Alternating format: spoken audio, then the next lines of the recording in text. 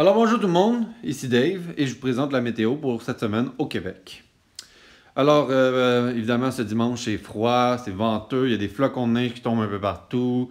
C'est pas agréable, mais c'est l'automne et évidemment il vente. Donc soyez bien habillés pour affronter les joies de l'automne de Dame Nature. Cette semaine, une chose à vous dire. Mardi à mercredi, il y a un système qui va s'intensifier pour jeudi. Bon, surtout de mercredi à jeudi. Alors, il y a de la pluie pour le sud et le centre du Québec, 5 à 10 mm entre mardi et mercredi. Mais à surveiller également la neige, et c'est ça que je vais vous parler. Parce que là, au niveau de la neige, c'est 30 à 2 cm pour les Hautes-Laurentides. Mais passer Mont-Laurier, Tremblant, là, ça va être du 2 à 5 cm. Jusqu'à Saint-Raymond, Pont-Rouge, que ça va être également du 2 à 5 cm. Et là, Saguenay-Lac-Saint-Jean, Saint-Michel-des-Saints, Ferme-Neuve, 5-10 cm. Haute-Mauricie, Saguenay, 5-10 cm. Mais le plus important, c'est dans l'Est. Beaucoup de neige dans l'Est. Beaucoup de neige dans l'Est parce que, en passant 25-40 cm, là, je vous donne une idée.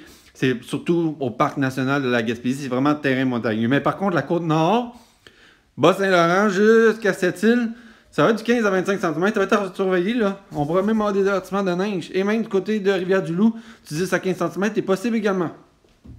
Ailleurs, c'est de la pluie dans le vert. Mais la neige, regardez, il se couvre un bon nombre de territoires. Maintenant, on parle de la tempête Willa. Cette tempête-là est ouragan cet après-midi de catégorie 1, devient catégorie majeure, catégorie 3 dès demain matin, et va frapper le nord-ouest, l'ouest du Mexique dans la nuit de mardi à mercredi matin. Donc c'est important de savoir. Mais là, ce qu'il faut savoir, c'est que cette tempête-là va devenir dépression, donc elle va diminuer en intensité. Mais regardez l'autre carte. Donc vous voyez, donc les lignes de pression diminuent. Je veux dire plutôt augmentent. Mais ça va rediminuer parce qu'elle a une trajectoire vers le golfe du Mexique. Et le golfe du Mexique, c'est un bassin chaud. Donc, si elle touche le golfe du Mexique, elle se réintensifie. Si elle ne touche pas le golfe du Mexique, eh bien là, elle diminue en intensité. Et là, on n'en parlera quasiment plus. Mais voici les scénarios. Regardez, il y en a plusieurs qui s'en vont vers la mort de cette tempête.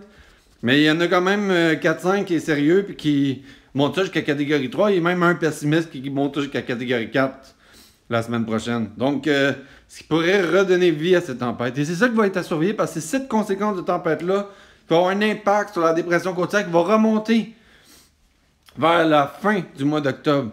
Et c'est ça qui va nous donner comme impact. Donc, l'impact, côte est américaine, 27-28 octobre, de la pluie.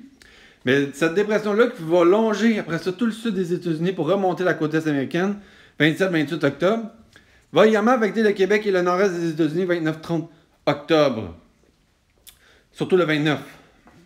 Donc voici la carte. Donc le 29, ces dépressions-là, côtières, remontent vers la région d'Ottawa, donc le centre dépressionnaire. Il va remonter après ça, nord-est, vers la région de Québec, donc juste au nord de la région de Québec. Tout ce qui est à l'est de la dépression, c'est doux. Tout ce qui est à l'ouest, c'est de la neige. Donc, c'est pour ça que je vous dis que lorsque cette dépression-là va arriver également, la trajectoire va avoir une instance si c'est de la pluie ou de la neige, du froid ou de la douceur. Voilà donc l'arrivée d'humidité de la côte est américaine. Et c'est dépendant de où la trajectoire va arriver. Regardez, lorsqu'elle est sur la région de Québec, on a au niveau de la neige. Oui, il est possible qu'il tombe également de la neige dans le nord. Oui, c'est très, très possible.